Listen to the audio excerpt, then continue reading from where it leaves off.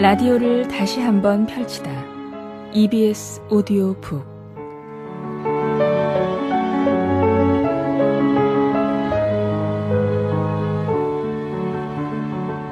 내가 그의 이름을 불러주기 전에는 그는 다만 하나의 몸짓에 지나지 않았다.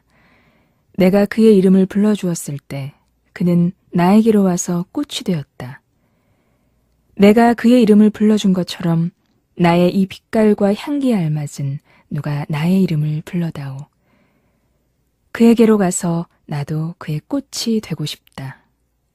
우리들은 모두 무엇이 되고 싶다. 너는 나에게, 나는 너에게 잊혀지지 않는 하나의 눈짓이 되고 싶다. 김춘수의 꽃이라는 시입니다.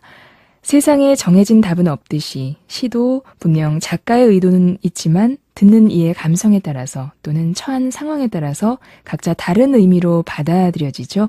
그리고 나에게 무언가를 생각하게 하고 어떨 때는 해결책도 쥐어준다는 점이 참 매력적입니다. 여러분은 이 시를 듣고 어떤 생각이 드셨나요? 그럼 일주일간의 책을 모아서 다시 들어보는 EBS 오디오북 시작합니다.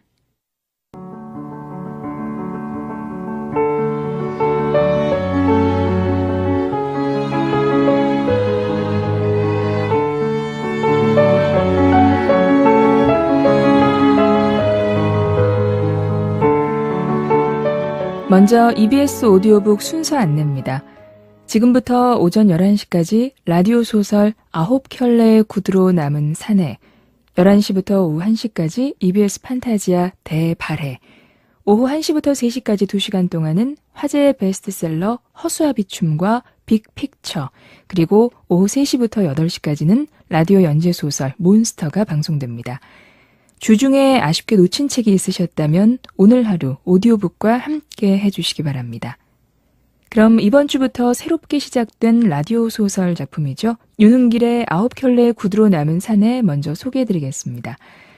이 작품은 선생인 나의 관찰을 통해 서술되는데요. 관찰의 대상은 새들어 사는 권기용입니다. 그는 광주 대단지 소유 사태 때 주동자로 몰려서 전과자가 됐고 그 이후에도 끊임없이 감시의 대상이 되고 있는 인물입니다. 그는 남루한 살림에도 10켤레의 구두를 가지고 있는데요. 구두는 그의 체면과 교양, 자존심을 유지해주는 상징적인 물건이죠. 또 그가 거주하는 정신의 집이라고도 할 수 있습니다. 얼마 후에 순산이 어려운 아내의 수술비를 구하지 못해서 주인집에 대해 서툰 강도 행위를 하다가 마침내는 스스로 사라져서 행방불명이 돼버리는데요.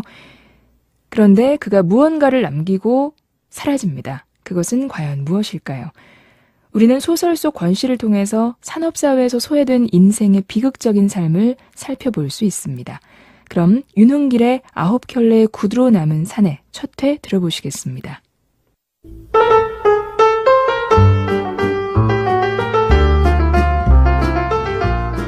라디오 소설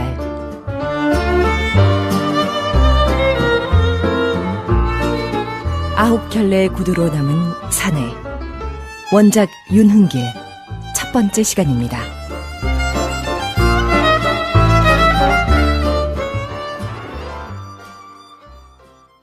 시작부터 처음 기대했던 바와는 달리 어긋나갔다.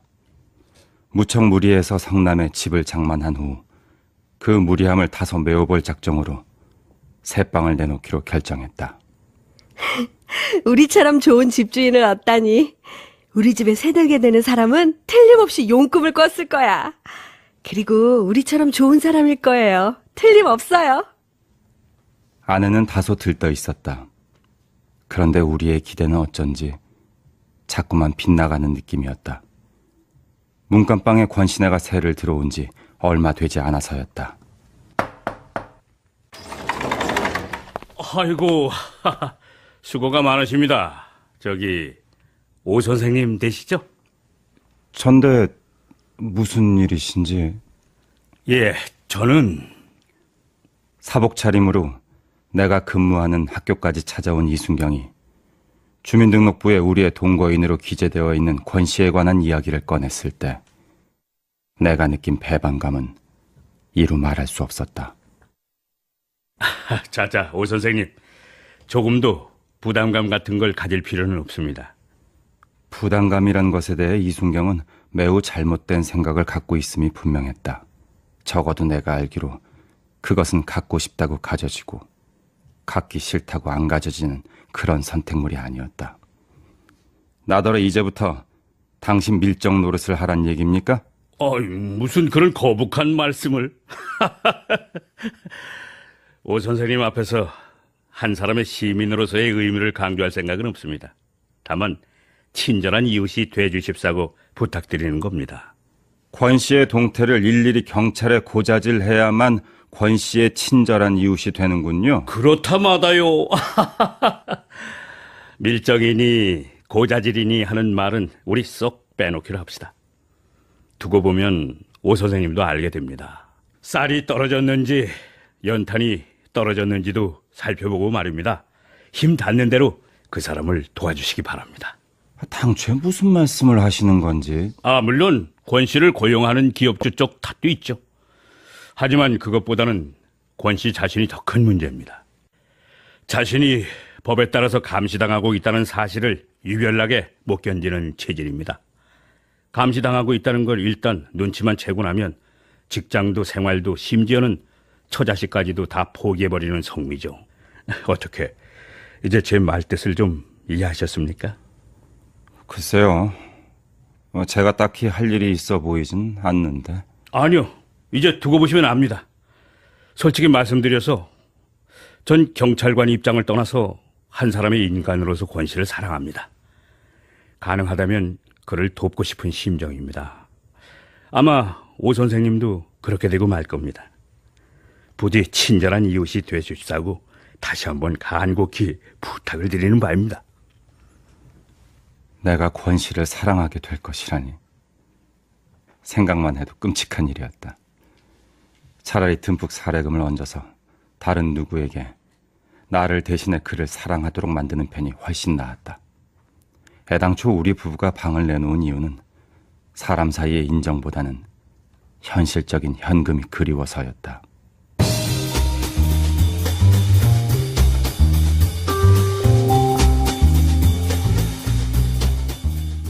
권신혜가 우리 집 문간방으로 이사오던 날의 풍경은 가관이다 못해 장관이었다. 마침 일요일이었다.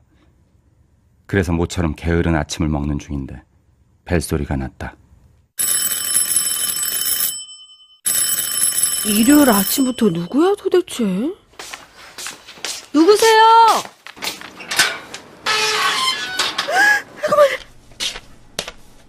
무슨 일인데 이렇게 호들갑이야? 아니, 이게 다 뭐야? 웬 아낙네 하나가 자기 몸무게만큼은 나갈 커다란 보퉁이를 머리에 인 채 땀을 뻘뻘 흘리면서 숨이 턱에 닿아 있었다. 그리고 대문에서 약간 떨어진 곳에 9살쯤 먹어 보이는 계집애 하나. 다시 그 계집애로부터 몇 걸음 떨어져 3살가량의 사내의 모습이 보였다. 아빠! 빨리 오세요! 그 가족의 가장이란 사람은 가파른 언덕길 저 아래에서 보퉁이를 내려놓은 채 숨을 돌리고 있었다. 여보, 이 사람들 새빵 들어오는 사람들 아니에요? 그런 것 같은데. 하지만 분명히 나한텐 나흘 뒤에 온다고 했는데. 그 사내가 우리 집에 새들기로 한 권씨가 틀림없다면 그는 예정보다 나흘이나 앞당겨 주인인 우리의 양해도 구하지 않고 일방적이며 기습적으로 이사를 단행하는 셈이었다. 아유, 이 웬 진보다리가 이렇게 큽니까? 이삿짐은 차로 옵니까? 아닙니다. 이게 전부입니다.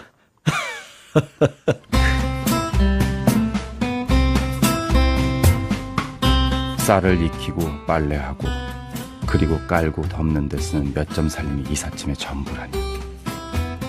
아무리 새빵으로 놔두는 살림이라지만 그쯤 되고 보면 해도 너무했다.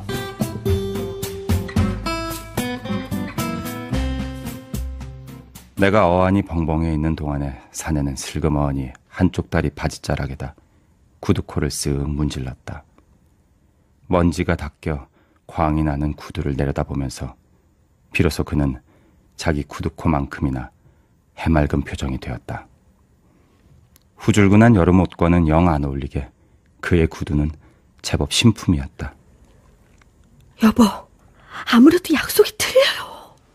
먼저 번 살던 방을 오늘 꼭 비워야만 할 형편이었다고 하잖아. 약속이 틀려도 별 수 없지. 그리고 어차피 안 쓰는 방 나흘쯤 앞당겨 들어왔대서 뭐. 그게 아니라고. 계약금 받을 때만 해도 그렇게 안 받는데 사람들이 여간 뻔뻔하지가 않네. 20만 원이면 시세보다 훨씬 싸게 내놓은 줄 자기네도 눈이 있고 귀가 있으니까 잘 알 거 아니에요.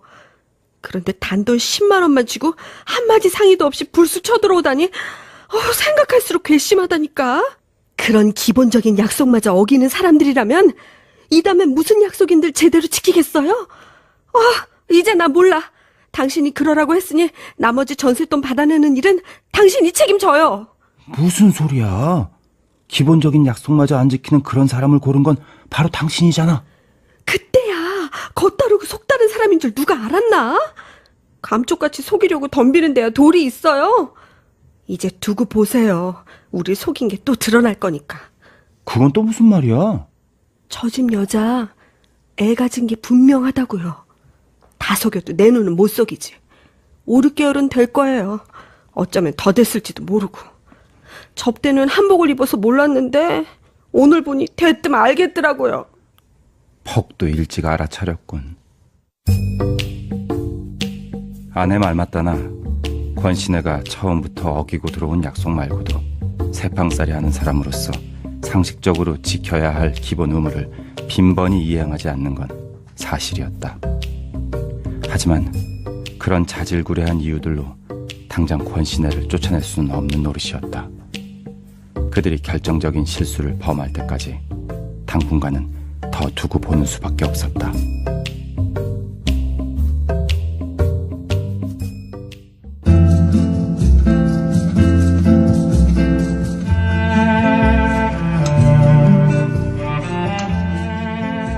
라디오 소설 아홉 켤레의 구두로 남은 사내. 원작 윤흥길, 극본 김보경. 첫 번째 시간이었습니다.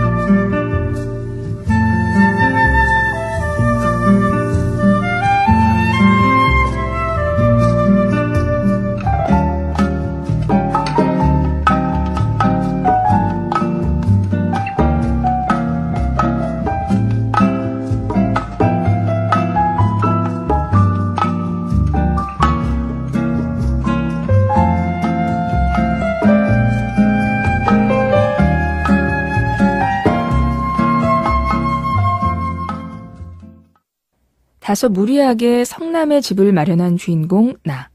오 선생 부부는 재정상의 무리를 메워볼 생각으로 방을 하나 새놓게 되는데요.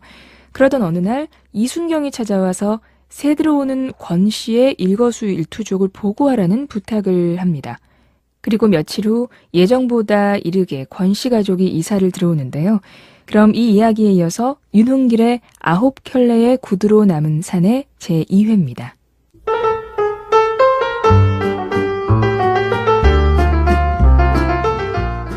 라디오 소설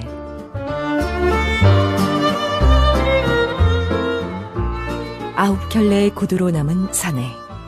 원작 윤흥길. 두 번째 시간입니다.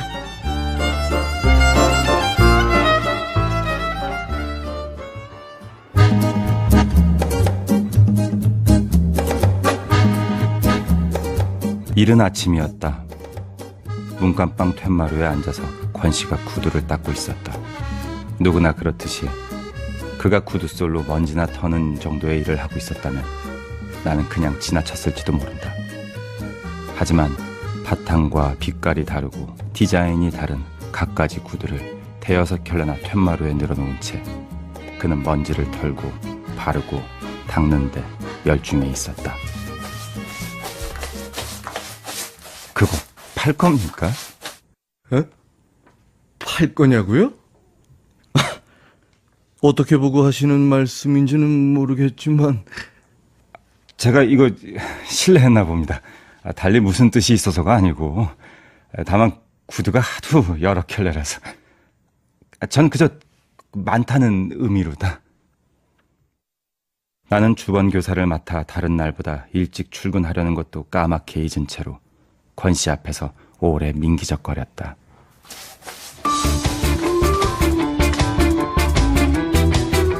구두를 닦는 권 씨의 손이 시계추처럼 좌우로 쉴 새 없이 움직였고 마침내 도금을 올린 금속처럼 양 구두가 번쩍번쩍 빛이 나게 되자 권 씨의 시선이 내 발을 거쳐 얼굴로 올라온다.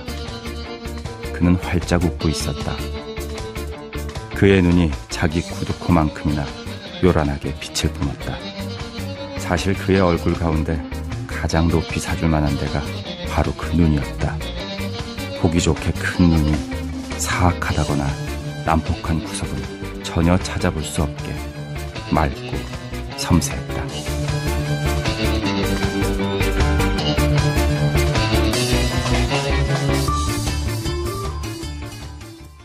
오 선생님, 안녕하십니까? 이순경이 또 학교로 날 찾아왔다. 지나가는 길에 잠깐 들렀다지만 반드시 그런 것 같지만도 않은 것이 대뜸 책망 비슷한 투로 나왔다. 그러면 못 써요, 못 써. 뭐 보고 드릴 게 있어야 전화라도 걸든지 하죠. 보고가 아니고 협조겠죠. 그건 그렇고 협조할 만한 게 없었다고요? 전혀요. 이것 보세요, 오 선생님. 권 씨가 닷새 전에 직장을 그만두었다고요. 직장을 그만두다니. 그럼 또 실직했다는 얘기입니까? 다니던 출판사를 때려치웠어요. 오늘 아침만 해도 정상적으로 출근하는 것 같았는데 어제도 그랬고. 그러니까 주의 깊게 잘 좀 살펴봐 달라는 거 아닙니까? 한 집에 사는 나보다 이순경이 그렇게 잘 아시는데 내가 구태여 협조할 필요가 있어요? 권 씨가 드디어 실직했다는 그 점이 중요합니다. 이제부터 슬슬 오 선생이 맡아야 할 역할이 무엇인지 분명해질 것 같습니다. 권 씨가 다시 다른 직장을 붙잡을 때까진 저나 오 선생이나 마물러서는 안 됩니다.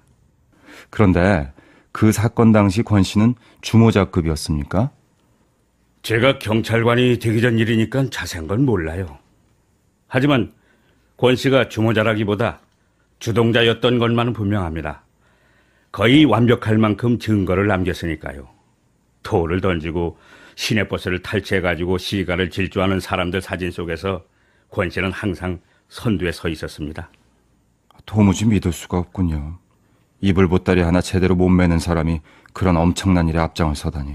접대도 내 얘기했잖아요. 틀림없이 오 선생도 권 씨를 사랑하게 될 거라고요. 누가 누구를 사랑한다는 일이 얼마나 어렵고 피곤한 것인가를 전혀 모르는 사람처럼 이순경은 웃으면서 돌아갔다.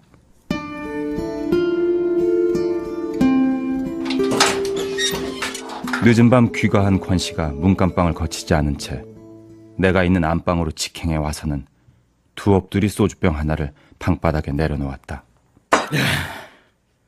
이래봬도 나 안동권 씨요.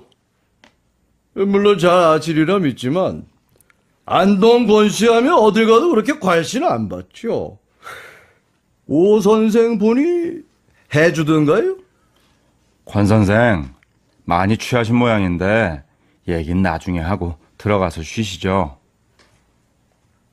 나는 권 씨를 편히 쉬게 하려는 생각이 순전히 선의에 찬 것임을 행동으로 강조해 보였다. 하지만 권 씨는 내 선의를 확 뿌리쳤다.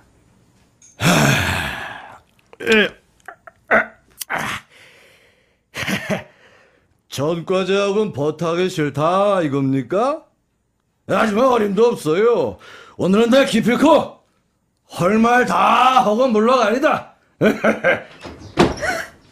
전과자라고요? 어머, 세상에 세상. 방금 전과자라고 하셨죠? 지금 두 분이서 누구 얘기를 하시는 거예요? 어머 세상에. 아주머님 모르고 계셨습니까? 오 선생이 얘기하지 않던가요? 바로 제 얘기입니다. 왜요? 제 눈빛이 어쩌지 이상해 보입니까? 아주머니 말씀대로 전과자하고 사람. 그렇지, 사람이지. 사람하고 이렇게 가깝게 앉은 게 신기합니까? 전혀 목에 앞정강에 하나 부러뜨릴 힘도 없는 놈입니다. 뭐 조금 더 겁내실 거 없습니다. 편안한 마음으로 네 분이서 제 얘기를 좀 들어주십시오. 잠깐이면 됩니다. 그의 말을 듣고는 적당히 구슬러 문간방으로 돌려보내려 했던 내 생각은 달라졌다. 그가 하는 말을 듣다 보면 목이 앞정강이 하나 어쩌지 못하는 주제에 감히 사회의 안녕과 질서를 뚝뚝 부러뜨린 그 불가사의가 다소 풀릴 것도 같았기 때문이었다.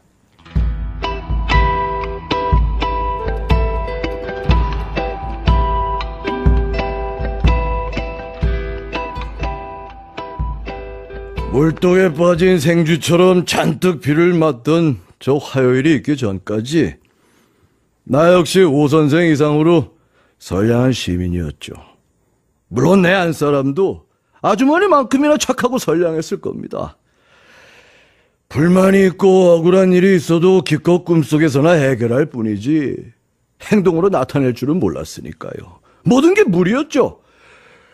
우선 나 같은 인간이 태어난 그 자체가 무리였고 처자식까지 거느린 게 무리였고 광주 단지에다 집을 마련한 게 무리였고 이래저래 무리 아닌 일이 하나도 없었습니다.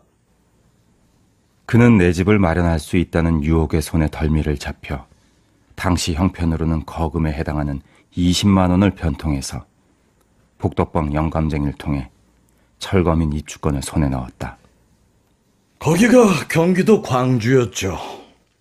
그렇게 난생 처음 20평짜리 땅덩어리가 내 소유로 떨어진 겁니다.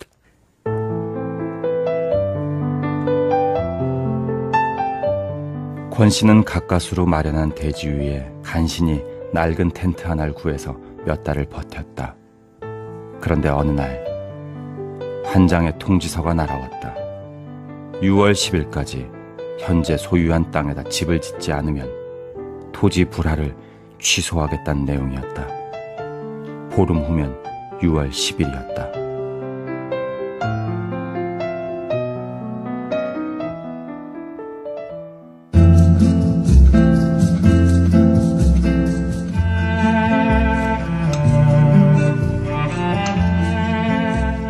라디오 소설 아홉 켤레의 구두로 남은 사내.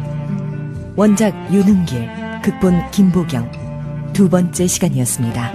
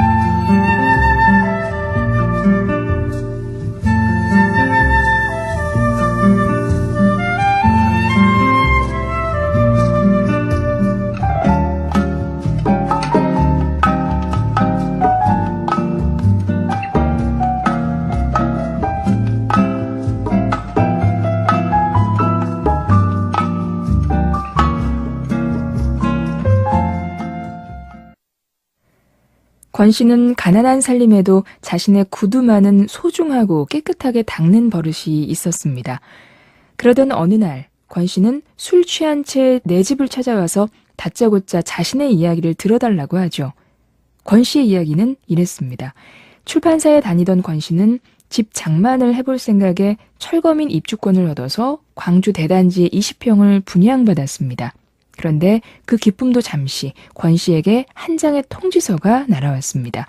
6월 10일까지 현재 소유한 땅에다 집을 짓지 않으면 토지 불화를 취소하겠다는 내용이었죠. 보름 후가 바로 6월 10일이었는데요. 딱 보름 안에 집을 지으라는 얘기였습니다. 그럼 다음 이야기 윤은길의 9켤레의 구두로 남은 산의 제3회입니다.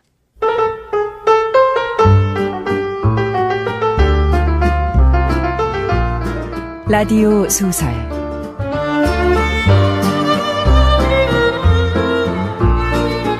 아홉 켤레의 구두로 남은 산에 원작 윤은길 세 번째 시간입니다.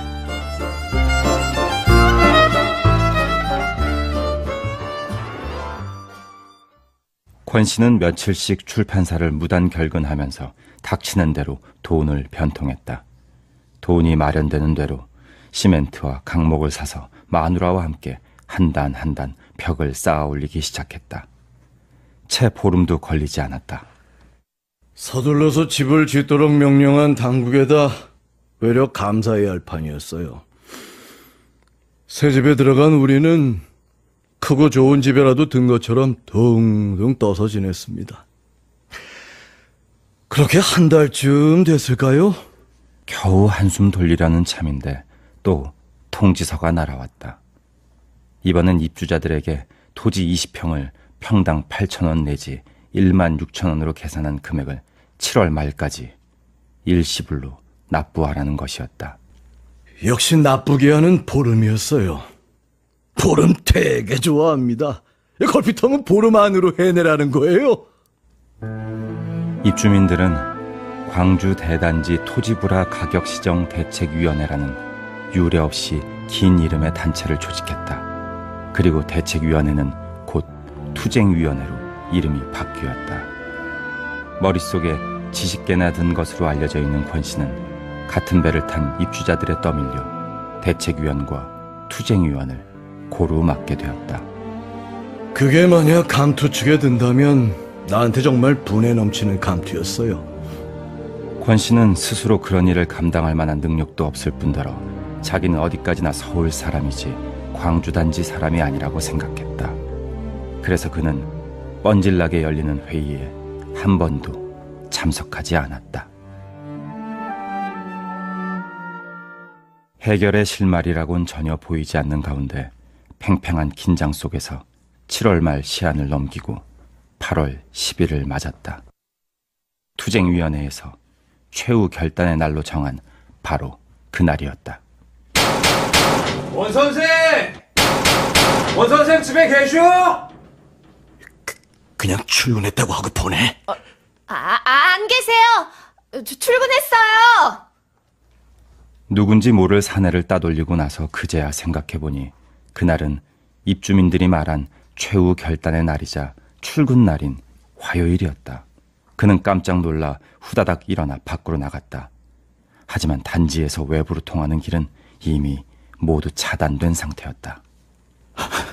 아이고, 이거 어떡하지? 이대로 있다간 바로 잡힐 텐데. 그런데 그때 몽둥이와 돌멩이를 든 군중을 피해서 요리조리 골목을 누비며 오는 택시 한 대를 발견했다. 어이, 택시! 왔어! 왔어! 택시 안엔 일행으로 보이는 세 사람이 이미 타고 있었다. 택시를 얻어 타고 겨우 한숨을 돌렸건만 그만 청년들이 길을 막고 차를 세웠다. 아하, 이런. 투쟁위원님이 타고 계셨군요. 전 이번 일에 그게요. 아, 이거 말로 해서는 안 되겠구만. 빨리 안 내려! 잠깐만요. 나갑니다. 나가요. 아유, 다른 사람들은 몇 키씩 굶은 채 악을 쓰는 판인데 택시나 타고 앉아 어딜 가겠다는 거야? 굶어도 같이 굶고 먹어도 같이 먹어야 하는 거 아니야? 죽어도 같이 죽고 살아도 같이 살단 말이야. 예. 청년들은 가뜩이나 쉰 목청을 한껏 드높이고 있었다. 끌고 가는 청년이 산등성에서 멈추더니 아래쪽을 보라고 소리칩디다. 보니까 사람들이 최루탄에 돌을 던지며 맞서고 있었어요. 그런데 잠시 지켜보고 있는 사이에 이 장면이 후딱 바뀌어 버립니다. 트럭 한 대가 어쩌다 길을 잘못 들어 그만 소용돌이 속에 파묻힌 거예요. 트럭에 실려있던 누렇게 익은 참외가 와그르르 쏟아지더니 길바닥으로 굴렀죠. 그때였습니다. 군중들이 돌멩이질을 딱 멈추더니 참외 쪽으로 벌떼처럼 달라붙습니다. 한 트럭분이나 되는 참외가 눈 깜짝할 새 동이나 버립니다. 진흙탕에 떨어진 것까지 주워서는 어적어적 깨물어 먹더라고요. 사람들이 먹는 그 자체는 결코 아름다운 장면이 못 됐어요. 다만 그런 속에서도 그걸 다 두어 주워 먹도록 밑에서 떠받치는 그 무엇이 그저 무시무시하게 가슴에 와 닿았을 뿐이었죠. 이건 정말 나체화로구나 하는 느낌이 처음으로 가슴에 팍 부딪혀옵니다. 내가 맑은 정신으로 나를 의식할 수 있었던 것은 거기까지가 전부였습니다. 그 뒤 권 선생이 어떻게 되셨는지 물어봐도 괜찮겠습니까? 벌써 물어놓고는 뭘 양해를 구하십니까? 사흘 후에 형사가 출판사로 찾아와서 수갑을 채우더군요. 경찰에서 증거로 제시한 사진들을 보고 놀랐습니다. 사진 속에서 난 버스 꼭대기에도 올라가 있고 석유 깡통을 들고 있고 강목을 휘둘러대고 있기도 했습니다. 어느 것이나 내 얼굴이 분명하긴 한데 나로서는 전혀 기억에 없는 일들이었으니까요.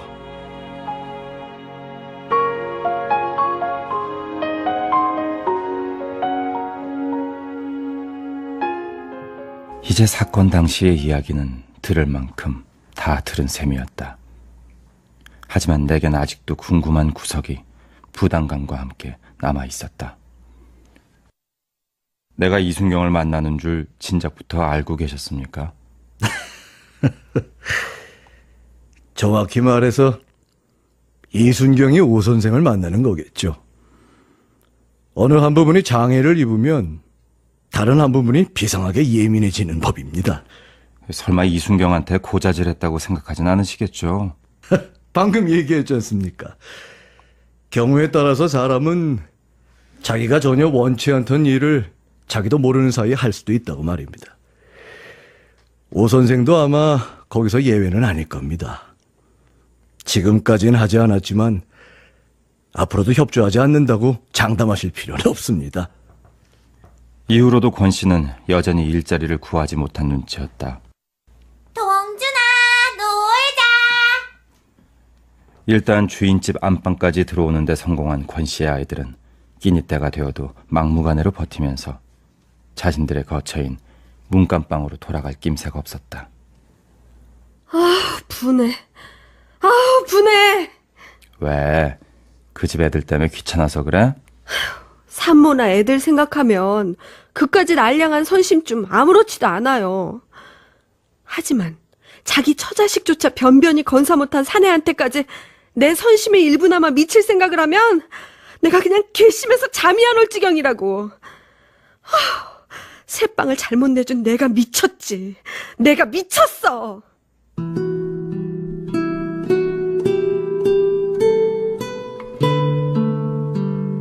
문간방의 사정이 더더욱 심상치 않다는 징조였다. 그렇다고 권 씨나 권 씨 부인이 우리에게 터놓고 도움을 청한 적은 한 번도 없었다. 다만 우리로 하여금 그런 꼴을 목격하고도 도울 마음을 먹지 않으면 도무지 인간이 아니게끔 그렇게 상황을 최악의 상태까지 잠자코 몰고 갈 뿐이었다.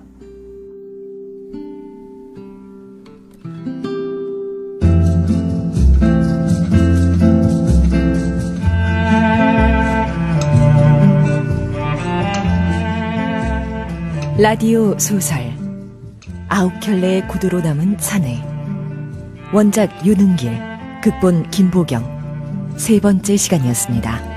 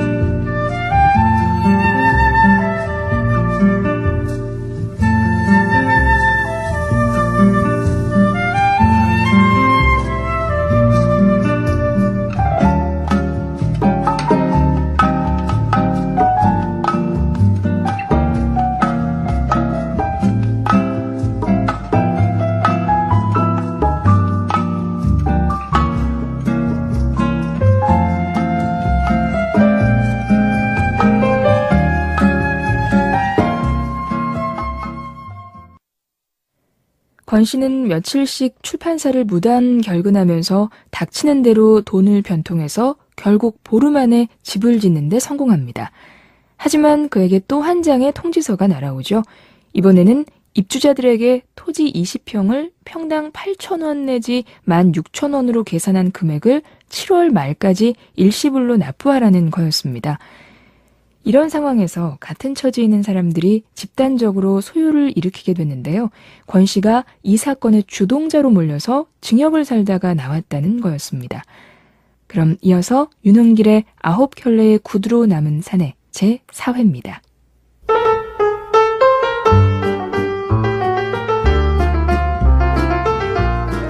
라디오 소설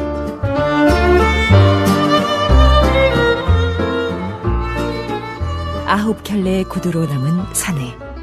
원작 윤은길. 네 번째 시간입니다.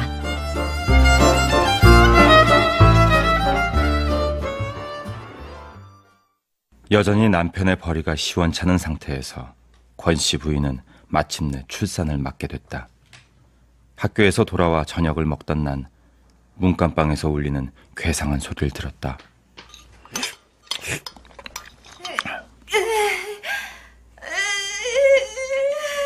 뭐야? 이 소리 문간방 여자 진통이 시작된 거 아니야? 말도 마세요. 점심 무렵이 지나서부터 계속 그런다니까. 처음엔 되게 몸살을 하듯이 끙끙 앓는 소리로 시작되었다. 그러다가 느닷없이 몸의 어딘가에 깊숙이 칼이라도 받는 양 한 차례 처절하게 부르짖고는 이내 도로 잠잠해지곤 하면서 이러기를 몇 번이고 되풀이하는 것이었다. 나로서는 그것이 방을 세내준 이후로 처음 듣는 권 씨 부인의 목소리였다. 당신이 한번 권 씨를 설득해봐요. 병원에 가보라고 제가 서너 번 얘기를 했는데도 무슨 남자가 실실 웃기만 하면서 그저 염려 없다고만 그러네. 권 씨가 거절하는 게 아니고 돈이 거절하는 거겠지. 서둘러 저녁 식사를 끝내고 나서 나는 권 씨를 마당으로 불러냈다. 권 선생 계시오? 권 선생. 뭐 때문에 부른지 압니다. 안다니 다행이요. 그러니까 어서 빨리. 아유, 아무 염려 마세요. 이 둘째 때도 마누라 혼자서 거뜬히 해치웠거든요. 우리가 염려하는 건 권 선생네가 아니라 바로 우리를 위해서요. 물론 그럴 리야 없겠지만 만에 하나라도 일이 잘못될 경우 난 권 선생을 원망하겠소. 권 씨가 너무 느물거려 나는 모진 소리를 남기고는 방으로 들어와 버렸다. 정 어려우면 분만비를 빌려줄 수도 있음을 넌지시 비쳤는데도 권 씨가 끝내 거절한 것이 불쾌했다.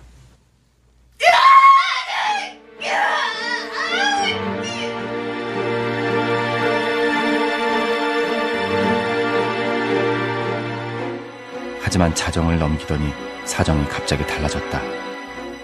진통이 너무 길고 악착스러운데 겁이 났던지 권 씨는 새벽 무렵 부인을 업고 비탈길을 내려가느라고 한바탕 소동을 떨었다. 나는 아내에게 미역이나 사놓고 기다렸다가 출산 소식이 오면 병원에 가보라고 했다.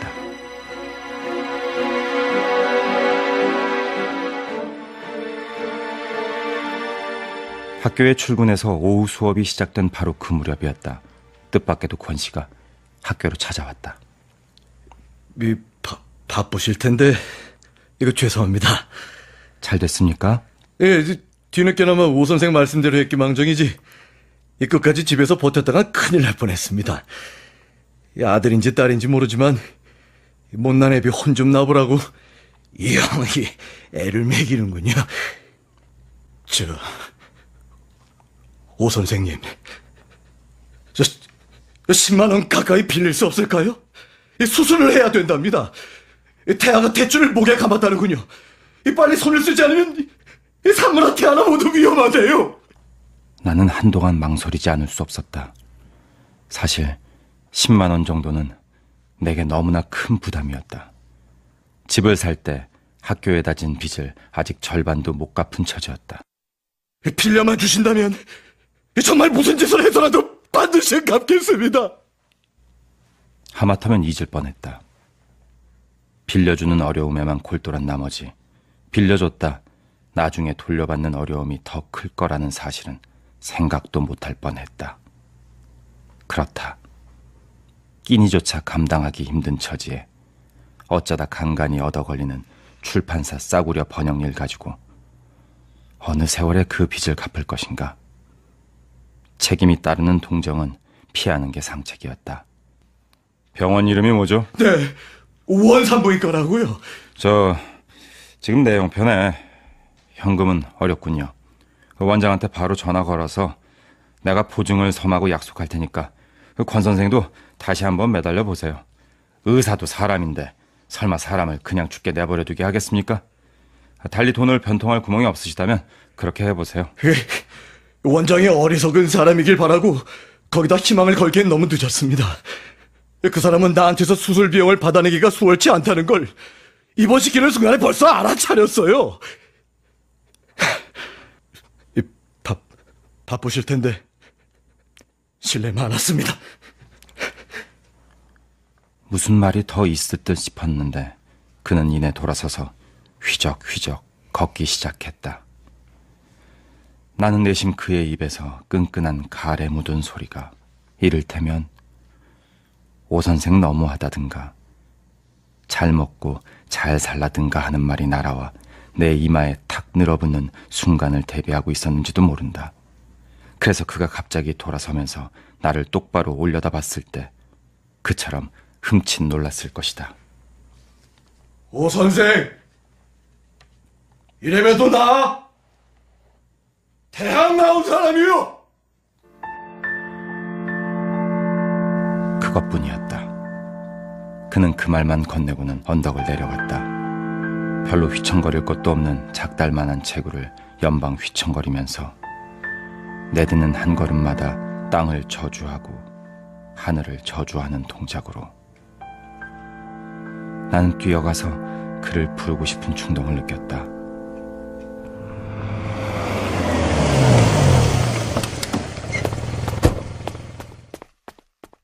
원산부인과라는 곳에서는 권씨 아내의 수술 준비를 끝내고 보증금이 도착되기만을 기다리고 있었다. 내가 학교에서 어렵게 가부를 하고 가까운 동료들 주머니를 닥치는 대로 털어 간신히 마련한 일금 10만 원을 건네자 금태 안경을 쓴 원장이 바로 마취 의사를 불렀다. 아버지가 되는 방법도 정말 여러 지리군요. 보증금을 마련해 오랬더니 오전 중에 나가서는 여태껏 얼굴 한번 안 비치지 뭡니까? 맞습니다. 의사가 애를 꺼내는 방법도 여러 지리듯 아버지 노릇하는 것도 아마 여러 지릴 겁니다. 나는 이미 죽은 게 아닌가 싶게 얼굴빛이 검게 변한 권씨 부인이 들것에 실려 수술실로 들어가는 걸 거들었다. 하지만 생명을 꺼내고 그 생명을 담고 있었던 다른 생명까지 함께 건지는 요란한 수술치곤 너무도 쉽게 끝났다.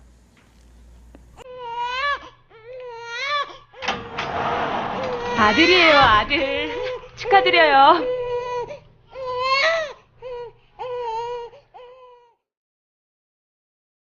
잠시 후에 나는 포대기에 쌓여 밖으로 나오는 권기용 씨의 세 번째 아이이자 둘째 아들을 대면할 수 있었다. 목청이 크고 우렁찼다. 병원 건물을 온통 들었다 놓는 억센 울음소리를 들으며 나는 아내가 아들 동준이 놈을 낳던 날의 감격 속으로 고스란히 빠져들었다.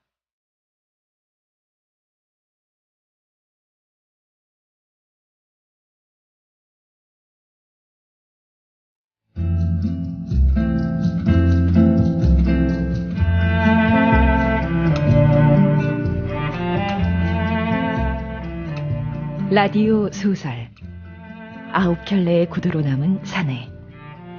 원작 유능길, 극본 김보경. 네 번째 시간이었습니다.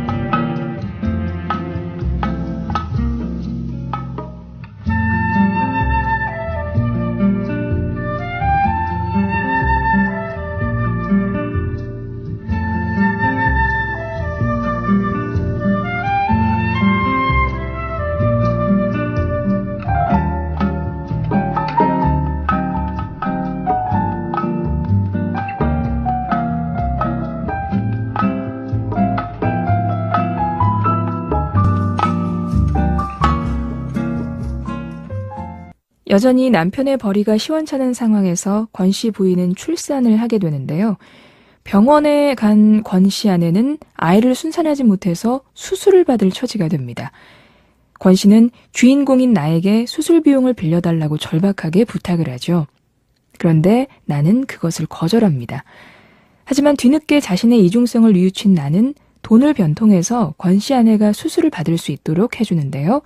그럼 윤흥길의 9켤레의 구두로 남은 산에 제5회 이어서 들어보시죠.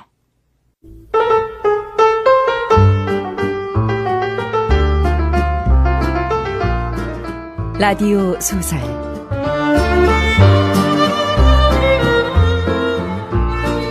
아홉 켤레의 구두로 남은 사내. 원작 윤흥길. 마지막 시간입니다.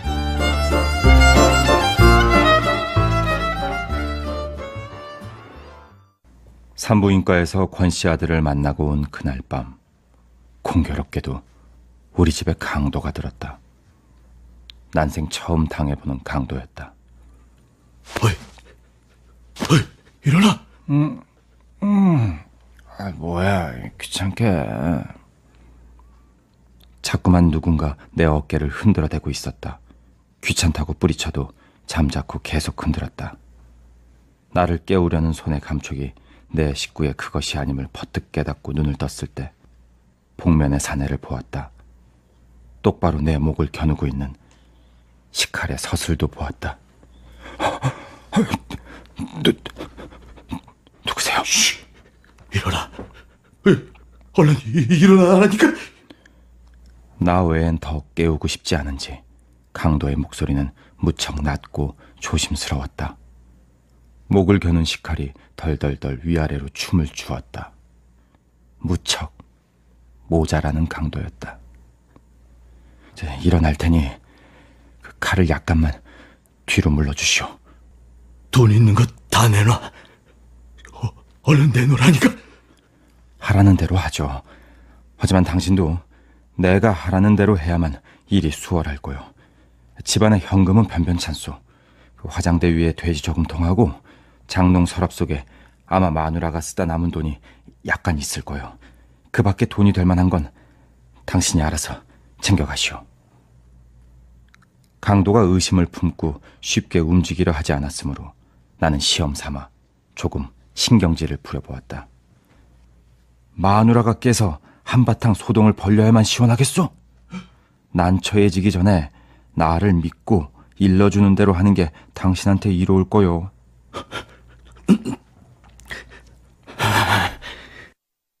강도는 마침내 결심했다는 듯이 화장대 쪽으로 향했다. 얌전히 구두까지 벗고 양말바람으로 들어온 강도의 발을 나는 그때 비로소 볼 수 있었다. 이게 참. 내가 그렇게 염려했는데도 강도는 와들와들 떨리는 다리를 옮기다가 그만 동준이의 발을 밟은 모양이었다.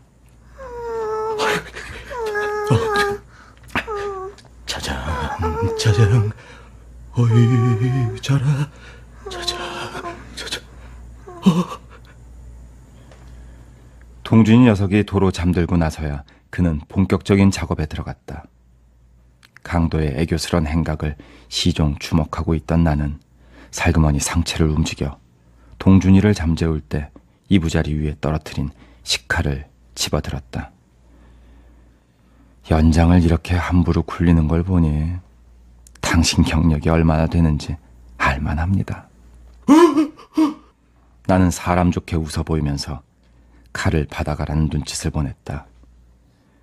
그는 겁에 질려 잠시 망설이다가 내 재촉을 받고 후다닥 달려들어 칼자루를 낚아채 다시 내 목을 겨누었다. 나는 칼을 되돌려준 걸 조금도 후회하지 않았다. 도둑 맞을 물건 하나 제대로 없는 주제에 이죽거리긴. 그래서 경험 많은 친구들은 우리 집을 거들떠도 안 보고 그냥 지나치죠. 누군 뭐 들어오고 싶어서 들어왔나? 피치 못할 사정 때문에 어쩔 수 없이. 그 피치 못할 사정이란 게 되게 그렇습니다. 가령 식구 중에 누군가가 몹시 아프다든가 빚에 몰려서 그 순간 이가 딱딱 마주칠 정도로 떨면서 그는 대청마루를 향해 나아갔다. 그가 허둥지둥 끌어안고 나가는 건 틀림없이 갈기갈기 찢어진 한 줌의 자존심일 것이었다. 어렵다고 꼭 외로우란 법은 없어요. 혹 누가 압니까? 당신도 모르는 사이에 당신을 아끼는 어떤 이웃이 당신의 어려움을 덜어주었을지. 수장마! 그따위 이웃은 없어! 난 이제 아무도 안 믿어! 그는 현관에 벗어놓은 구두를 신고 있었다. 현관문을 열고 마당으로 내려선 다음 부주의하게도 그는 식칼을 들고 왔던 자기 본분을 망각하고 헝겊결에 문간방으로 들어가려 했다. 대문은 저쪽입니다. 문간방 부엌 앞에서 한동안 머뭇거리다 이윽고 그는 대문 쪽을 향해 느릿느릿 걷기 시작했다. 아니, 비틀비틀 걷기 시작했다. 대문에 다다르자 그는 상체를 뒤틀어 이쪽을 보았다. 이래봬도 나 대학까지 나온 사람이요. 누가 뭐라고 그랬나? 느닷없이 그는 학력을 밝히더니만 대문을 열고는 보안등 하나 없는 짙은 어둠 속으로 사라져버렸다.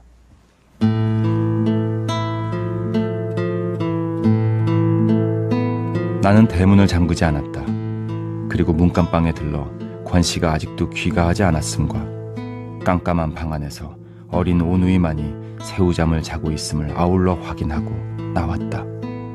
대문 소리에 깬 아내가 잠옷바람으로 팔짱을 끼고 현관 앞에 서 있었다. 무슨 일이라도 있었어요? 아무것도 아니야. 다시 잠이 들기 전에 나는 아내에게 수술 보증금을 대납해준 사실을 비로소 이야기했다. 한참 말이 없다가 아내는 벽 쪽으로 슬그머니 돌아누웠다. 돈을 떼일 염려는 없어. 전셋돈이 있으니까. 이튿날 아침까지 권 씨는 돌아오지 않았다. 그 다음 날, 그 다음 날도 권 씨는 집에 들어오지 않았다. 그가 행방불명이 된 것이 이제 분명해졌다. 여보, 나 권씨네 병원 가요. 그 집 애들도 데려가구려. 지 엄마 보고 싶을 텐데. 산모가 먹을 음식을 만들어 병원으로 가는 아내 편에 아이들을 죄다 딸려 보낸 다음 나는 문간방을 샅샅이 뒤졌다. 방을 내준 후로 밝은 낮에 내부를 둘러보긴 처음인 셈이었다. 구태여 꼭 단서가 될 만한 흔적을 찾자면 그것은 구두일 것이었다. 가장 감나가는 살림살이 자격으로 장롱 따위가 자리 잡고 있을 꼭 그런 자리에 무려 9켤레나 되는 구두들이 마치 줄지어 선 병정들처럼 가지런히 놓여 있었다.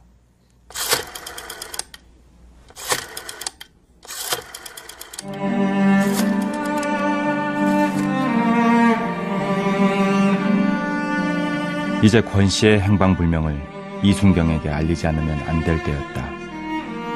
내 쪽에서 먼저 전화를 걸기는 그때가 처음이자 마지막이었다.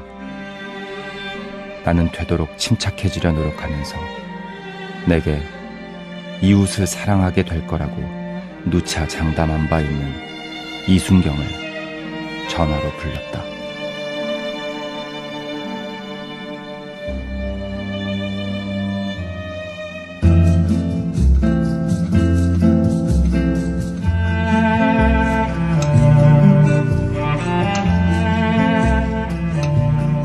라디오 소설 9켤레의 구두로 남은 사내. 원작 윤은길, 극본 김보경, 특별 출연 이민호, 연출 이미수, 기술 민병갑, 효과 김성열, 음악 최은영. 마지막 시간이었습니다.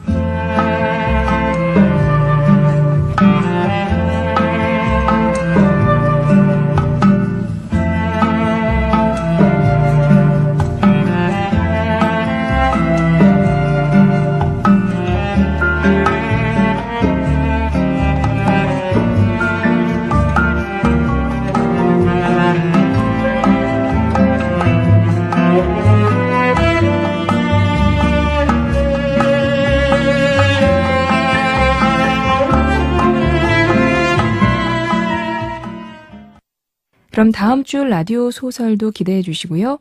이어서 EBS 판타지아 김홍신의 대발해를 함께 만나보시죠.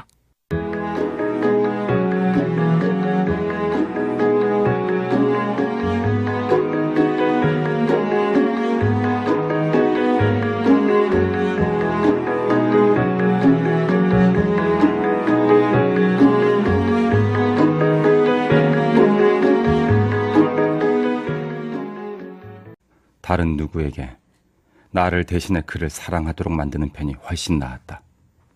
애당초 우리 부부가 방을 내놓은 이유는 사람 사이의 인정보다는 현실적인 현금이 그리워서였다.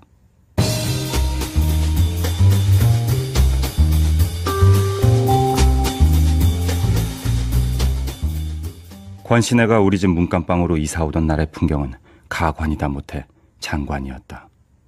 마침 일요일이었다. 그래서 모처럼 게으른 아침을 먹는 중인데 벨소리가 났다. 일요일 아침부터 누구야 도대체? 누구세요?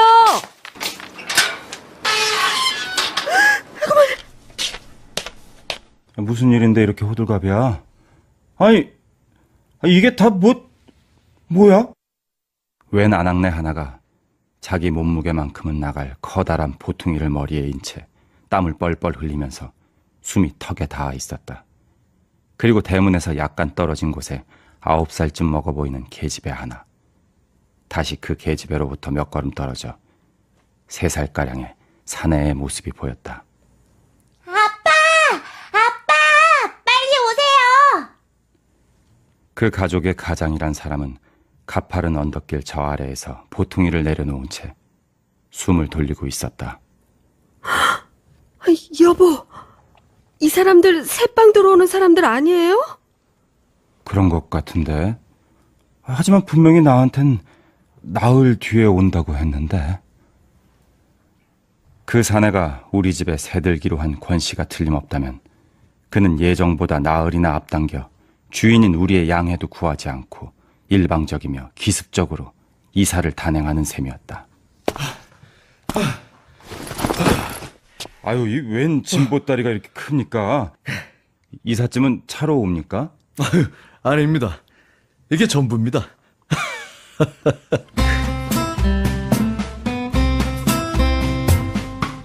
쌀을 익히고 빨래하고 그리고 깔고 덮는 데 쓰는 몇 점 살림이 이삿짐의 전부라니. 아무리 새빵으로 놔두는 살림이라지만 그쯤 되고 보면 해도 너무했다.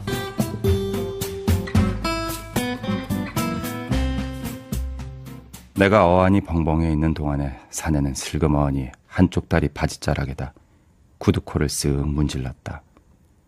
먼지가 닦여 광이 나는 구두를 내려다보면서 비로소 그는 자기 구두코만큼이나 해맑은 표정이 되었다. 후줄근한 여름옷과는 영 안 어울리게 그의 구두는 제법 신품이었다. 여보, 아무래도 약속이 틀려요. 먼저 번 살던 방을 오늘 꼭 비워야만 할 형편이었다고 하잖아. 약속이 틀려도 별 수 없지. 그리고 어차피 안 쓰는 방 나흘쯤 앞당겨 들어왔대서 뭐. 그게 아니라고. 계약금 받을 때만 해도 그렇게 안 받는데 사람들이 여간 뻔뻔하지가 않네. 20만 원이면 시세보다 훨씬 싸게 내놓은 줄 자기네도 눈이 있고 귀가 있으니까 잘 알 거 아니에요. 그런데 단돈 10만 원만 주고 한마디 상의도 없이 불쑥 쳐들어오다니 생각할수록 괘씸하다니까. 그런 기본적인 약속마저 어기는 사람들이라면 이 다음에 무슨 약속인들 제대로 지키겠어요? 이제 나 몰라. 당신이 그러라고 했으니 나머지 전세돈 받아내는 일은 당신이 책임져요. 무슨 소리야. 기본적인 약속마저 안 지키는 그런 사람을 고른 건 바로 당신이잖아. 그때야 겉다르고 속다른 사람인 줄 누가 알았나? 감쪽같이 속이려고 덤비는 데야 돌이 있어요. 이제 두고 보세요. 우리 속인 게 또 드러날 거니까. 그건 또 무슨 말이야? 저 집 여자 애 가진 게 분명하다고요. 다 속여도 내 눈은 못 속이지.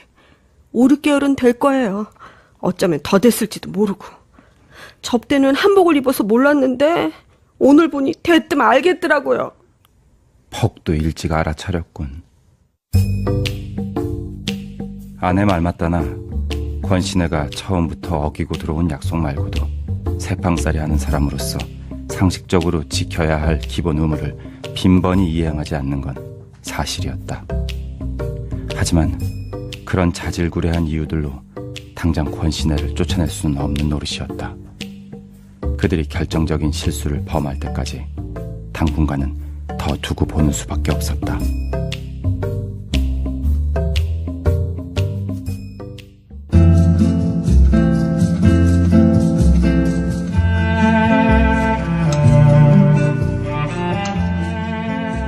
라디오 소설 아홉 켤레의 구두로 남은 사내. 원작 윤흥길, 극본 김보경. 첫 번째 시간이었습니다.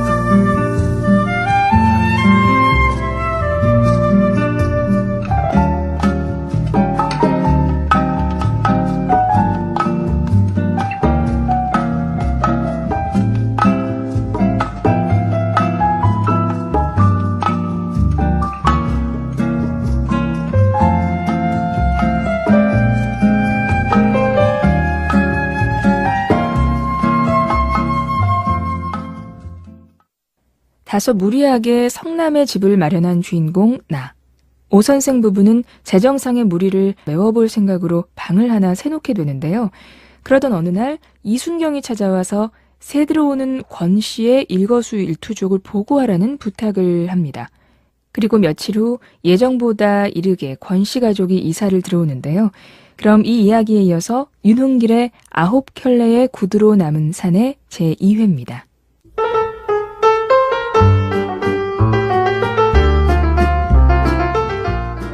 라디오 소설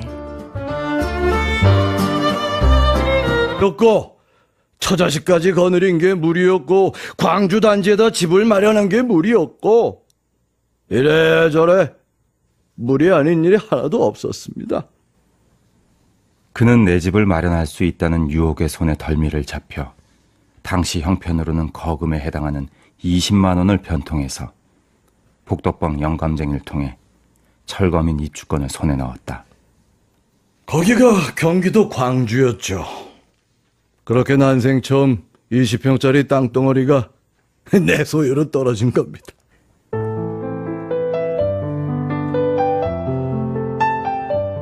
권 씨는 가까스로 마련한 대지 위에 간신히 낡은 텐트 하나를 구해서 몇 달을 버텼다.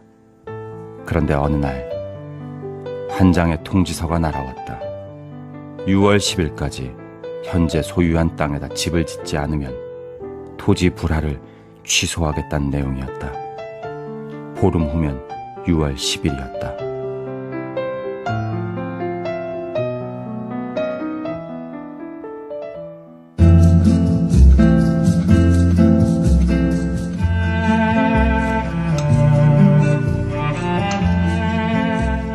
라디오 소설 아홉 켤레의 구두로 남은 사내.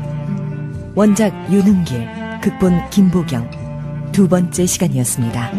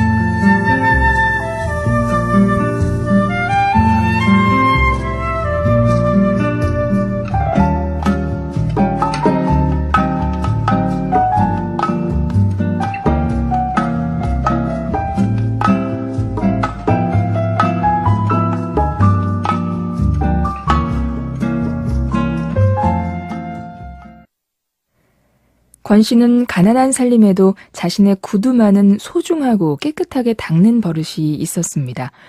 그러던 어느 날 권 씨는 술 취한 채 내 집을 찾아와서 다짜고짜 자신의 이야기를 들어달라고 하죠. 권 씨의 이야기는 이랬습니다. 출판사에 다니던 권 씨는 집 장만을 해볼 생각에 철거민 입주권을 얻어서 광주 대단지의 20평을 분양받았습니다. 그런데 그 기쁨도 잠시 권 씨에게 한 장의 통지서가 날아왔습니다.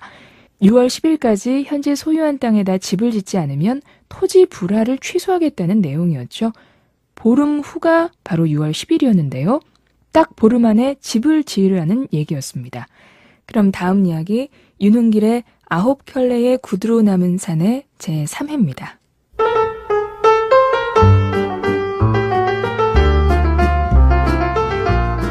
라디오 소설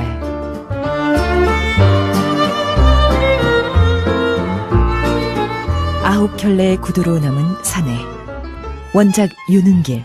세 번째 시간입니다.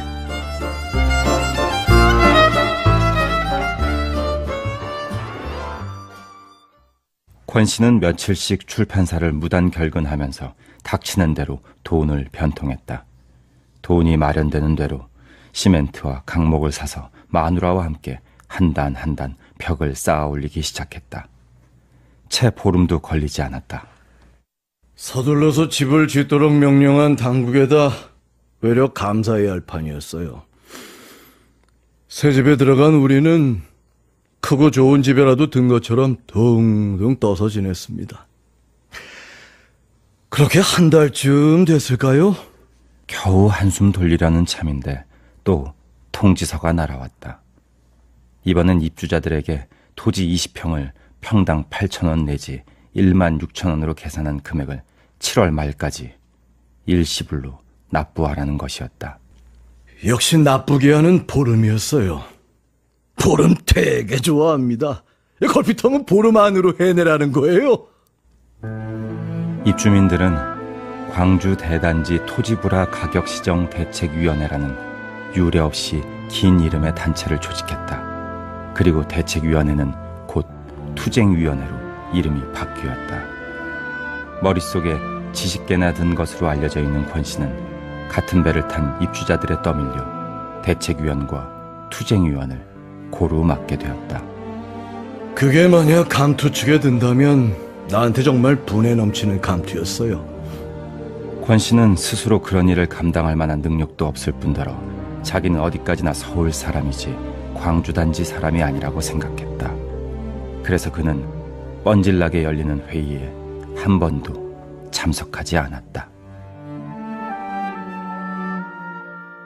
해결의 실마리라곤 전혀 보이지 않는 가운데 팽팽한 긴장 속에서 7월 말 시한을 넘기고 8월 10일을 맞았다. 투쟁위원회에서 최후 결단의 날로 정한 바로 그날이었다. 원선생! 원선생 집에 계셔? 그냥 출근했다고 하고 보내. 안 계세요. 출근했어요. 누군지 모를 사내를 따돌리고 나서 그제야 생각해보니 그날은 입주민들이 말한 최후 결단의 날이자 출근 날인 화요일이었다. 그는 깜짝 놀라 후다닥 일어나 밖으로 나갔다. 하지만 단지에서 외부로 통하는 길은 이미 모두 차단된 상태였다.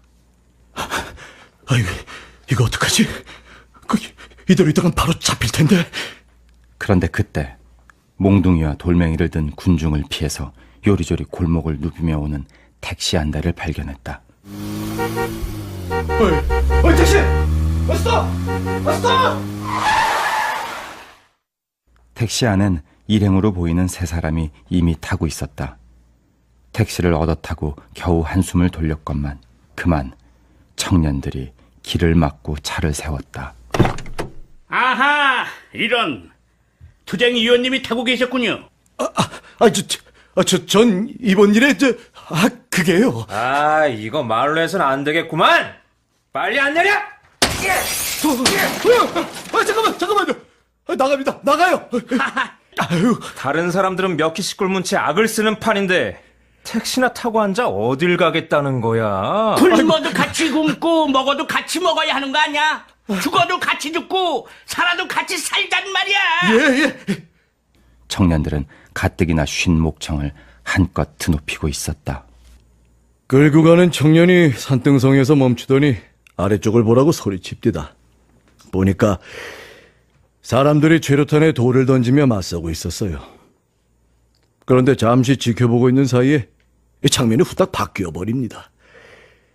트럭 한 대가 어쩌다 길을 잘못 들어 그만 소용돌이 속에 파묻힌 거예요. 트럭에 실려있던 누렇게 익은 참외가 와그르르 쏟아지더니 길바닥으로 굴렀죠. 그때였습니다. 군중들이 돌멩이질을 딱 멈추더니 참외 쪽으로 벌떼처럼 달라붙습니다.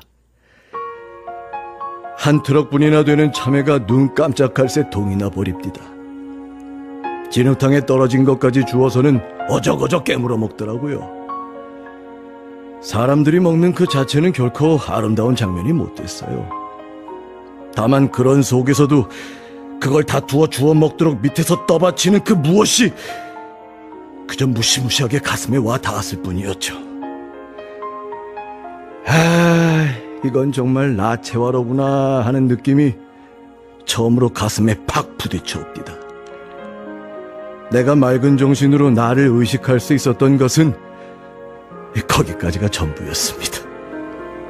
그 뒤 권 선생이 어떻게 되셨는지 물어봐도 괜찮겠습니까? 벌써 물어놓고는 뭘 양해를 구하십니까? 사흘 후에 형사가 출판사로 찾아와서 수갑을 채우더군요. 경찰에서 증거로 제시한 사진들을 보고 놀랐습니다. 사진 속에서 난 버스 꼭대기에도 올라가 있고 석유 깡통을 들고 있고 강목을 휘둘러대고 있기도 했습니다. 어느 것이나 내 얼굴이 분명하긴 한데 나로서는 전혀 기억에 없는 일들이었으니까요.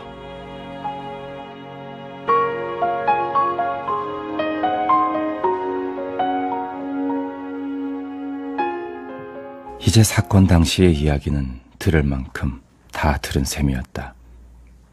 하지만 내겐 아직도 궁금한 구석이 부담감과 함께 남아있었다. 내가 이순경을 만나는 줄 진작부터 알고 계셨습니까? 정확히 말해서 이순경이 오 선생을 만나는 거겠죠. 어느 한 부분이 장애를 입으면 다른 한 부분이 비상하게 예민해지는 법입니다. 설마 이순경한테 고자질했다고 생각하진 않으시겠죠? 방금 얘기했지 않습니까? 경우에 따라서 사람은 자기가 전혀 원치 않던 일을 자기도 모르는 사이에 할 수도 있다고 말입니다. 오 선생도 아마 거기서 예외는 아닐 겁니다. 지금까지는 하지 않았지만 앞으로도 협조하지 않는다고 장담하실 필요는 없습니다. 이후로도 권 씨는 여전히 일자리를 구하지 못한 눈치였다. 동준아, 놀자. 일단 주인집 안방까지 들어오는데 성공한 권 씨의 아이들은 끼니 때가 되어도 막무가내로 버티면서 자신들의 거처인 문간방으로 돌아갈 낌새가 없었다. 분해. 분해. 왜? 그 집 애들 때문에 귀찮아서 그래? 산모나 애들 생각하면 그까짓 알량한 선심 좀 아무렇지도 않아요. 하지만 자기 처자식조차 변변히 건사 못한 사내한테까지 내 선심의 일부나마 미칠 생각을 하면 내가 그냥 괘씸해서 잠이 안 올 지경이라고. 새빵을 잘못 내준 내가 미쳤지. 내가 미쳤어.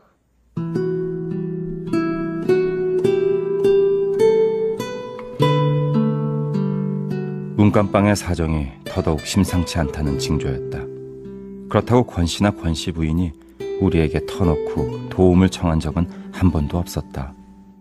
다만 우리로 하여금 그런 꼴을 목격하고도 도울 마음을 먹지 않으면 도무지 인간이 아니게끔 그렇게 상황을 최악의 상태까지 잠자코 몰고 갈 뿐이었다.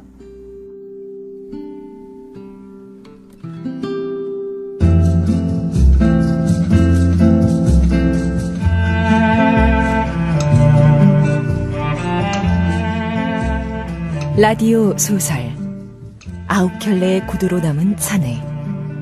원작 윤은길, 극본 김보경. 세 번째 시간이었습니다.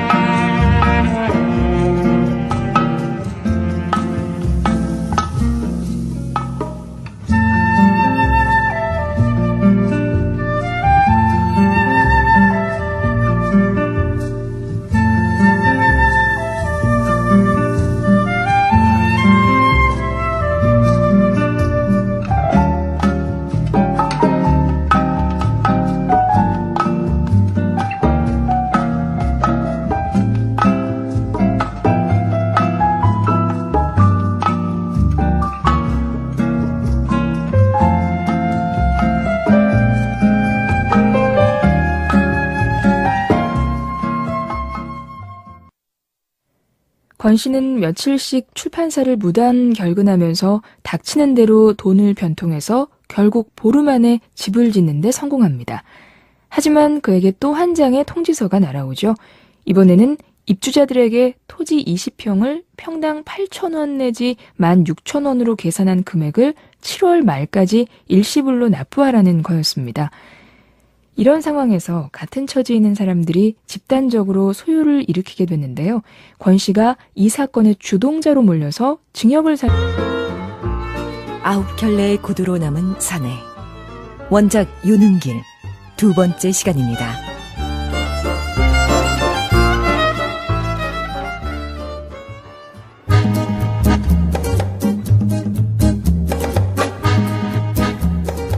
이른 아침이었다. 문간방 툇마루에 앉아서 권 씨가 구두를 닦고 있었다. 누구나 그렇듯이 그가 구두솔로 먼지나 터는 정도의 일을 하고 있었다면 나는 그냥 지나쳤을지도 모른다. 하지만 바탕과 빛깔이 다르고 디자인이 다른 갖가지 구두를 대여섯 켤레나 툇마루에 늘어놓은 채 그는 먼지를 털고 바르고 닦는데 열중해 있었다. 그거 팔 겁니까? 에?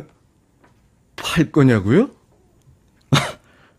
어떻게 보고 하시는 말씀인지는 모르겠지만 제가 이거 실례했나 봅니다. 달리 무슨 뜻이 있어서가 아니고 다만 구두가 하도 여러 켤레라서 전 그저 많다는 의미로다.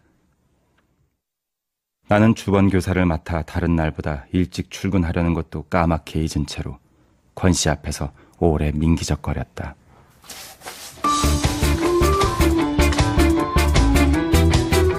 구두를 닦는 권 씨의 손이 시계추처럼 좌우로 쉴 새 없이 움직였고 마침내 도금을 올린 금속처럼 양 구두가 번쩍번쩍 빛이 나게 되자 권 씨의 시선이 내 발을 거쳐 얼굴로 올라왔다. 그는 활짝 웃고 있었다. 그의 눈이 자기 구두코만큼이나 요란하게 빛을 뿜었다. 사실 그의 얼굴 가운데 가장 높이 사줄 만한 데가 바로 그 눈이었다. 보기 좋게 큰 눈이 사악하다거나 난폭한 구석을 전혀 찾아볼 수 없게 맑고 섬세했다.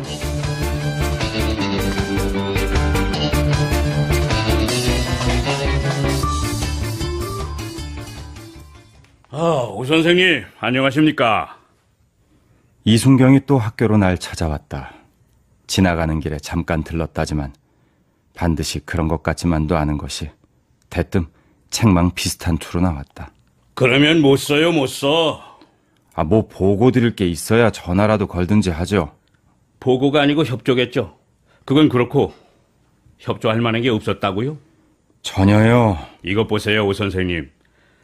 권 씨가 닷새 전에 직장을 그만두었다고요. 직장을 그만두다니. 그럼 또 실직했다는 얘기입니까? 다니던 출판사를 때려치웠어요. 오늘 아침만 해도 정상적으로 출근하는 것 같았는데 어제도 그랬고. 그러니까 주의 깊게 잘 좀 살펴봐 달라는 거 아닙니까? 한 집에 사는 나보다 이순경이 그렇게 잘 아시는데 내가 구태여 협조할 필요가 있어요? 권 씨가 드디어 실직했다는 그 점이 중요합니다. 이제부터 슬슬 오 선생이 맡아야 할 역할이 무엇인지 분명해질 것 같습니다. 권 씨가 다시 다른 직장을 붙잡을 때까진 저나 오 선생이나 마물러서는 안 됩니다.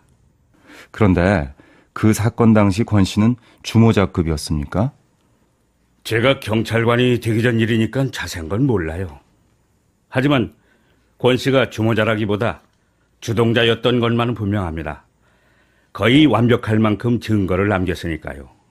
돌을 던지고 시내버스를 탈취해가지고 시가를 질주하는 사람들 사진 속에서 권 씨는 항상 선두에 서 있었습니다. 도무지 믿을 수가 없군요. 이불 보따리 하나 제대로 못 매는 사람이 그런 엄청난 일에 앞장을 서다니. 접대도 내 얘기했잖아요. 틀림없이 오 선생도 권 씨를 사랑하게 될 거라고요. 누가 누구를 사랑한다는 일이 얼마나 어렵고 피곤한 것인가를 전혀 모르는 사람처럼 이순경은 웃으면서 돌아갔다.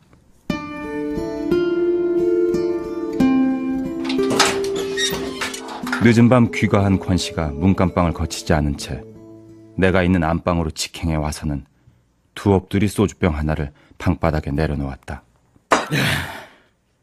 이래봬도 나 안동권 씨요.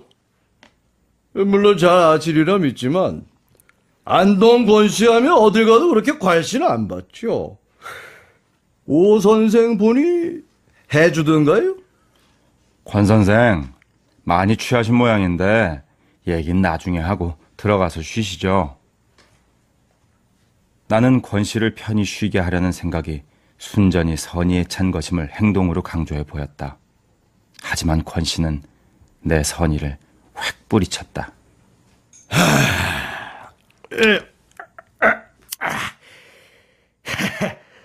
전과자하고는 버타기 싫다 이겁니까? 하지만 어림도 없어요. 오늘은 내 기필코 헐말 다 하고 물러가니다. 전과자라고요?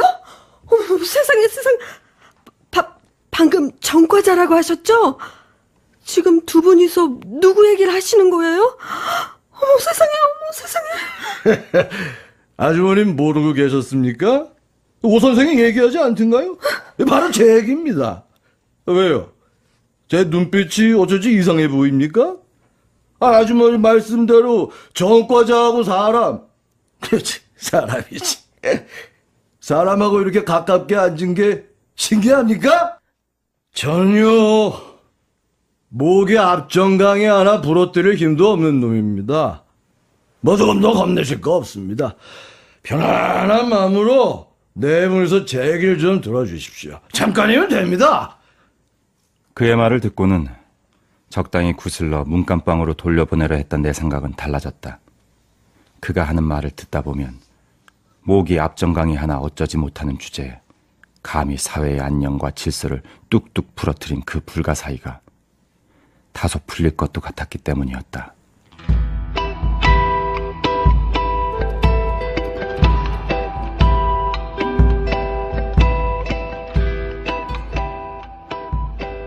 물독에 빠진 생쥐처럼 잔뜩 비를 맞던 저 화요일이 있기 전까지 나 역시 오 선생 이상으로 선량한 시민이었죠. 물론 내 안사람도 아주머니만큼이나 착하고 선량했을 겁니다. 불만이 있고 억울한 일이 있어도 기껏 꿈속에서나 해결할 뿐이지 행동으로 나타낼 줄은 몰랐으니까요. 모든 게 무리였죠. 우선 나 같은 인간이 태어난 그 자체가 무리였죠.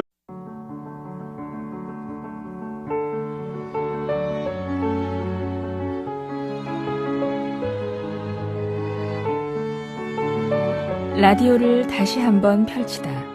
EBS 오디오북.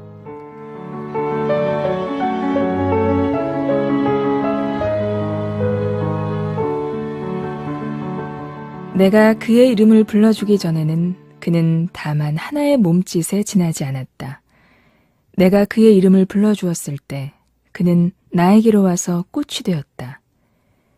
내가 그의 이름을 불러준 것처럼 나의 이 빛깔과 향기에 알맞은 누가 나의 이름을 불러다오. 그에게로 가서 나도 그의 꽃이 되고 싶다. 우리들은 모두 무엇이 되고 싶다. 너는 나에게, 나는 너에게 잊혀지지 않는 하나의 눈짓이 되고 싶다. 김춘수의 꽃이라는 시입니다. 세상에 정해진 답은 없듯이 시도 분명 작가의 의도는 있지만 듣는 이의 감성에 따라서 또는 처한 상황에 따라서 각자 다른 의미로 받아들여지죠. 그리고 나에게 무언가를 생각하게 하고 어떨 때는 해결책도 쥐어준다는 점이 참 매력적입니다. 여러분은 이 시를 듣고 어떤 생각이 드셨나요? 그럼 일주일간의 책을 모아서 다시 들어보는 EBS 오디오북 시작합니다.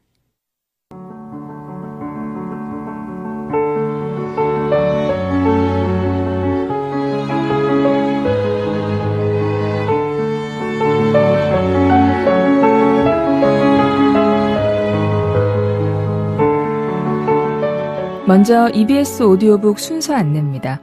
지금부터 오전 11시까지 라디오 소설 9켤레의 구두로 남은 사내, 11시부터 오후 1시까지 EBS 판타지아 대발해, 오후 1시부터 3시까지 2시간 동안은 화제의 베스트셀러 허수아 비춤과 빅픽처, 그리고 오후 3시부터 8시까지는 라디오 연재소설 몬스터가 방송됩니다. 주중에 아쉽게 놓친 책이 있으셨다면 오늘 하루 오디오북과 함께 해주시기 바랍니다.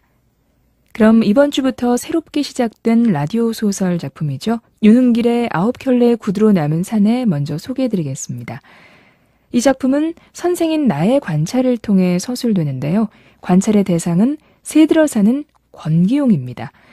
그는 광주 대단지 소유 사태 때 주동자로 몰려서 전과자가 됐고 그 이후에도 끊임없이 감시의 대상이 되고 있는 인물입니다. 그는 남루한 살림에도 10켤레의 구두를 가지고 있는데요. 구두는 그의 체면과 교양, 자존심을 유지해주는 상징적인 물건이죠. 또 그가 거주하는 정신의 집이라고도 할 수 있습니다. 얼마 후에 순산이 어려운 아내의 수술비를 구하지 못해서 주인집에 대해 서툰 강도 행위를 하다가 마침내는 스스로 사라져서 행방불명이 돼버리는데요. 그런데 그가 무언가를 남기고 사라집니다. 그것은 과연 무엇일까요? 우리는 소설 속 권씨를 통해서 산업사회에서 소외된 인생의 비극적인 삶을 살펴볼 수 있습니다. 그럼 윤은길의 9켤레의 구두로 남은 산에 첫 회 들어보시겠습니다.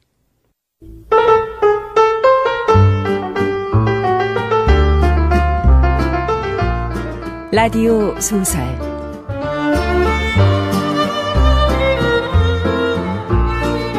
아홉 켤레의 구두로 남은 사내, 원작 윤흥길, 첫 번째 시간입니다.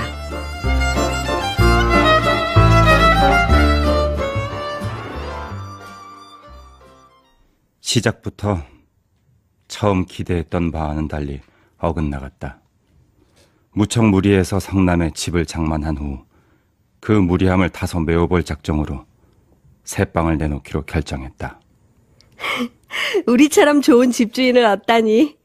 우리 집에 새들게 되는 사람은 틀림없이 용꿈을 꿨을 거야. 그리고 우리처럼 좋은 사람일 거예요. 틀림없어요. 아내는 다소 들떠 있었다. 그런데 우리의 기대는 어쩐지 자꾸만 빗나가는 느낌이었다. 문간방에 권신애가 새를 들어온 지 얼마 되지 않아서였다. 아이고, 수고가 많으십니다. 저기 오 선생님 되시죠? 전데 무슨 일이신지. 예, 저는 사복 차림으로 내가 근무하는 학교까지 찾아온 이순경이 주민등록부에 우리의 동거인으로 기재되어 있는 권씨에 관한 이야기를 꺼냈을 때 내가 느낀 배반감은 이루 말할 수 없었다. 자자, 오 선생님, 조금도 부담감 같은 걸 가질 필요는 없습니다. 부담감이란 것에 대해 이순경은 매우 잘못된 생각을 갖고 있음이 분명했다. 적어도 내가 알기로 그것은 갖고 싶다고 가져지고 갖기 싫다고 안 가져지는 그런 선택물이 아니었다. 나더러 이제부터 당신 밀정 노릇을 하란 얘기입니까? 무슨 그런 거북한 말씀을. 오 선생님 앞에서 한 사람의 시민으로서의 의무를 강조할 생각은 없습니다. 다만 친절한 이웃이 돼주십사고 부탁드리는 겁니다. 권 씨의 동태를 일일이 경찰에 고자질해야만 권 씨의 친절한 이웃이 되는군요. 그렇다마다요. 밀정이니 고자질이니 하는 말은 우리 쏙 빼놓기로 합시다. 두고 보면 오 선생님도 알게 됩니다. 쌀이 떨어졌는지 연탄이 떨어졌는지도 살펴보고 말입니다. 힘 닿는 대로 그 사람을 도와주시기 바랍니다. 당초에 무슨 말씀을 하시는 건지. 물론 권 씨를 고용하는 기업주 쪽 탓도 있죠. 하지만 그것보다는 권 씨 자신이 더 큰 문제입니다. 자신이 법에 따라서 감시당하고 있다는 사실을 유별나게 못 견디는 체질입니다. 감시당하고 있다는 걸 일단 눈치만 채고 나면 직장도 생활도 심지어는 처자식까지도 다 포기해버리는 성미죠. 어떻게 이제 제 말뜻을 좀 이해하셨습니까? 글쎄요. 제가 딱히 할 일이 있어 보이진 않는데. 아니요. 이제 두고 보시면 압니다. 솔직히 말씀드려서 전 경찰관 입장을 떠나서 한 사람의 인간으로서 권 씨를 사랑합니다. 가능하다면 그를 돕고 싶은 심정입니다. 아마 오 선생님도 그렇게 되고 말 겁니다. 부디 친절한 이웃이 되주시자고 다시 한번 간곡히 부탁을 드리는 바입니다. 내가 권 씨를 사랑하게 될 것이라니. 생각만 해도 끔찍한 일이었다. 차라리 듬뿍 사례금을 얹어서